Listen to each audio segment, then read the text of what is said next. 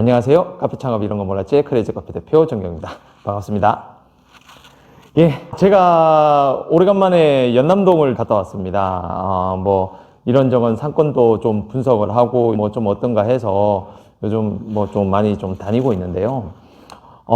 이제 연남동을 갔다가 제가 딱 1년 전, 딱 이맘때였어요. 이맘때쯤 이제 저희 이제 가맹에 대해서 좀 물어보신 분이 오셨어요. 근데 뭐 실제적으로 가맹보다는 뭐 개인 카페를 좀 더 해야 되는 그런 성격의 분이라서 제가 뭐 이것저것 뭐 직접 상담은 안 했지만 차후에 좀 따로 만나서 이런저런 좀 얘기를 했던 분이 계신데 그분이 연남동을 딱 이제 어느 이제 곳을 그 계약하기 직전에 이제 오셨던 거예요. 근데 주소를 지금 보아하니 연남동이고 좀 장소도 좀 약간 이제 외진데 있고 하니까 제가 좀 많이 좀 말렸거든요.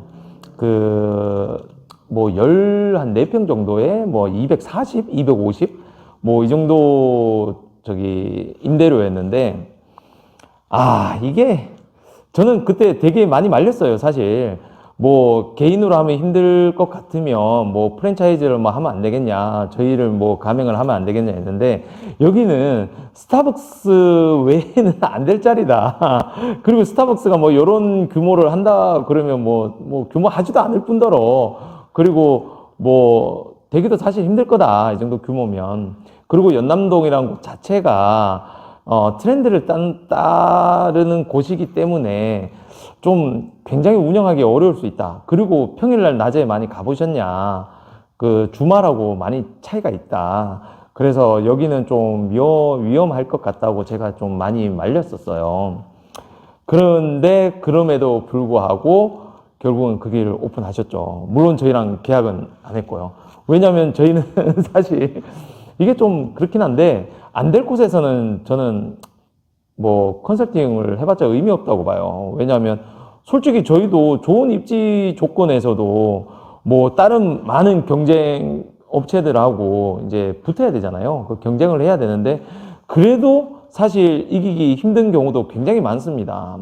어떻게 하면 이제 저희가 실패 확률을 줄일 것인가, 이 상권에 맞게 좀 어떻게 움직일 것인가, 그렇게 해서 여기서 우리가 목표하는 그런 매출에 좀 다가가 보자, 이런 의미로 이제 컨설팅을 많이 하는 건데, 그러면 기본 전제 조건에서 붙어볼 만한 곳, 경쟁을 할 만한 곳에서 이제 해야 되거든요.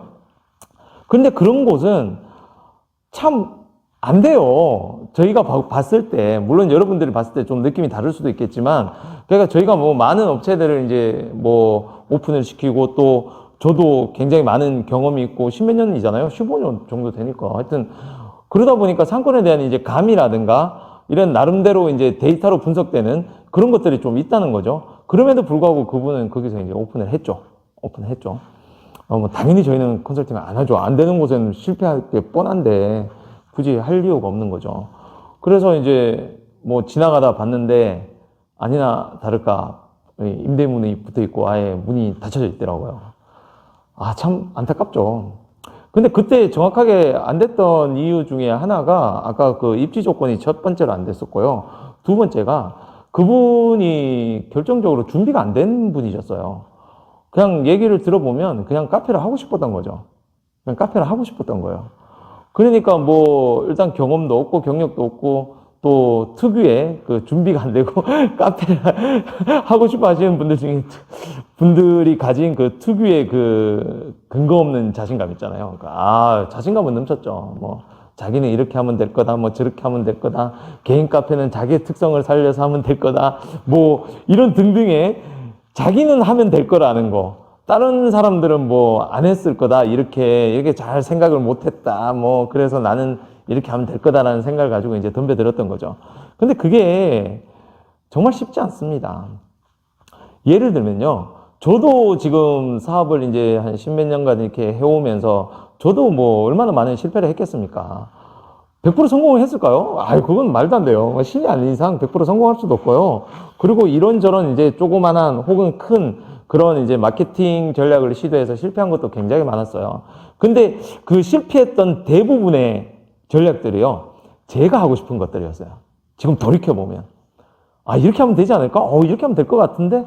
그리고 요건 내가 좋아하니까 한번 해봐야지. 이게 딱 있었는데 막상 뚜껑을 까보니까 역시 대중들은 별로 좋아하지 않는 거였어요. 참 그렇죠. 기분이 분명히 될 것 같았는데 이런 생각을 대부분 많이 해요. 근데 성공한 것들을 보면 아 사람들이 이걸 좋아하더라.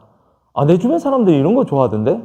이런 걸 바탕으로 했던 뭐 음료라든가 뭐 전략이라든가 마케팅이라든가 이벤트라든가 이런 것들이 대부분 이제 좀 성공을 거뒀었어요. 근데 그런 생각을 아까 말씀드린 그런 생각을 가지신 분들은 그저 자기 생각이 좀 빠져 있죠. 이 상권은 아 좋아. 이거 뭐 유동 인구라든가 흐름이라든가 이런 걸 이제 겉에서만 봤을 때는 괜찮은데 디테일하게 따지고 보면 이래 동선에 뭐 그냥 흘러가는 길이다 아니면 여기는 끊기는 길이다 아니면 모이는 집합 장소가 여기서 너무 멀다 이런 것들을 생각하지 못하는 사람들이 생각보다 많아요. 여러분들도 마찬가지예요. 이게 뭐 그냥 사람들이 많다고 그 상권이 그냥 좋은 건 아니죠. 뭐 예를 들면 뭐 이런 것도 있어요. 주변에 병원 큰 게 있다. 뭐, 대형 병원이 있다. 뭐, 이것만 해도 사람들이 어마어마하게 몰려들지 않냐. 여기 막 차들 봐라. 주차장에. 이 정도로 많다. 뭐 그런 생각을 하고 주변 상권이 좋다고 판단하시는 분들 많아요. 왜냐면 주변 상권에 뭐 식당에 이런 것도 꽤 많이 있거든요. 그런데 실제로 보면요. 그 대형 병원 안에는 카페도 있고 빵집도 있고 식당도 있고 엄청 많아요. 실제적으로 그 안에서 다 소비를 해버리지 밖으로 잘 나오지 않는다는 거죠. 그런데 그런 집합 건물이 좋은지 알고 그쪽에서 뭐 이렇게 하면은 망하는 경우도 굉장히 많죠.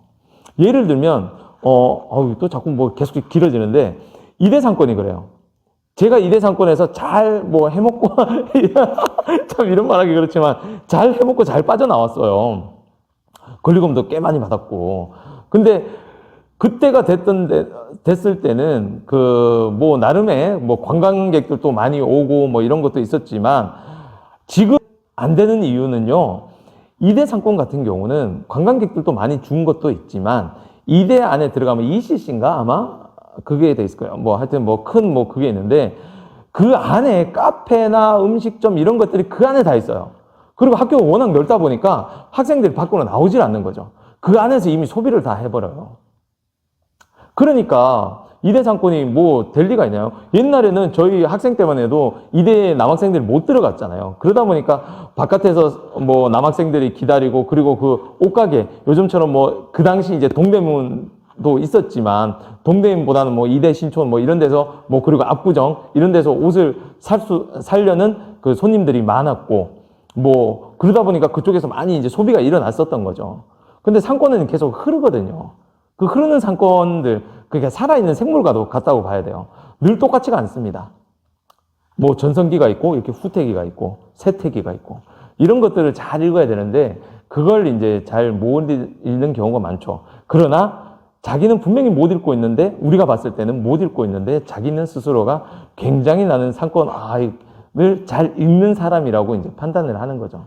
그런 거 보면 정말 좀 답답합니다. 그래서 그리고 그 세 번째 제가 아까 두 번째가 첫 번째가 뭐 상권 입지 조건이 안 좋았고 두 번째가 그분이 아주 준비가 안 됐고 세 번째가 바로 계절적 요인이었어요. 준비도 안 돼 있는 사람이 상권도 별로 안 좋은 데서 겨울에 오픈을 한다. 이게 굉장히 좀 안 좋은 점이었죠. 이 세 가지 악좋은 것들을 다 가지고 있었던 거예요. 그분이. 저희 뭐 가맹점들도 그렇고 지금 컨설팅하는 매장들도 그렇고 보면 지금 매출이 조금씩 떨어지고 있거든요. 근데 이제 그분들도 지금 오픈을 하고 처음에 좀 잘 되다가 지금 겨울 때 되면 떨어지잖아요. 그러니까 지금 장사가 안 되는 거 아니냐라고 이제 물어보시는 분들이 최근에 좀 많아 있었거든요. 그러면 저희는 이제 제가 말씀드리죠. 겨울에는 자연적으로 매출이 떨어지는 경우가 많다. 그리고 지금 코로나도 지금 왔다 갔다 하지 않느냐. 이런 상황에서 이 정도 매출이면 지금은 굉장히 좋은 거다고. 뭐 솔직히 뭐 잘 될 때와 비교하면 좀 많이 떨어질 수도 있지만 그런 요인들이 있기 때문에 그 요인들에 대해서 좀 생각을 하시고 지금은 버텨가는 시간이 되어야 한다. 특히 겨울에는. 제가 뭐 방송 때마다 얘기하잖아요. 겨울에는 매출이 많이 떨어진다고. 근데 그 떨어지는 시기에 오픈을 한대요. 그럼 되겠습니까?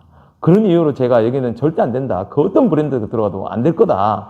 제발 하지 마라라고 했는데 그럼에도 불구하고 그 근거 없는 자신감으로 오픈을 하시더니 지금 가니까 뭐 아예 문이 닫혀져 있던 거 보니까 언제 닫았는지는 모르겠어요. 언제 닫았는지는. 뭐 그렇죠.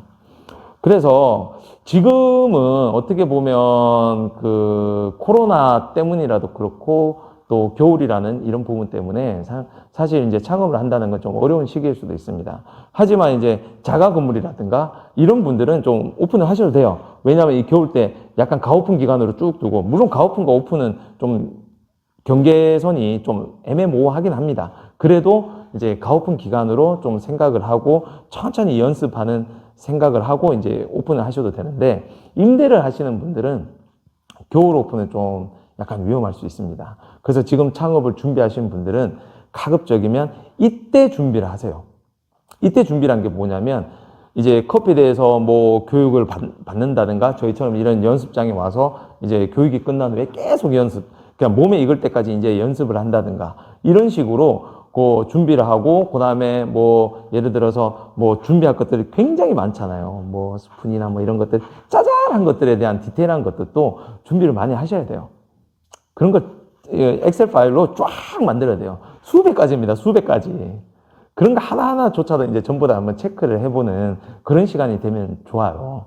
그래서 지금 당장 뭐 이 여러분들의 그런 상황, 내가 뭐 어떻고 아니면 상권이 어떻고 아니면 지금 계절적 요인이 어떤지 이런 것들을 쭉 한번 둘러보시고, 그리고 나서 창업을 이제 결정하시는 게 이제 좋을 것 같습니다. 여러분들 진짜 힘든 시기예요. 이 힘든 시기에는 뭐 요즘 흔히 하는 말 존버 그냥 버티고 계시는 분들도 그게 오히려 더 성공이라는, 아니 혹은 뭐 성공이라는 말을 좀 붙이기 좀 그런데 실패 확률을 줄일 수 있는 그런 단계가 될 수 있을 것 같습니다. 그러면 오늘은 이 정도로 끝내겠습니다. 감사합니다.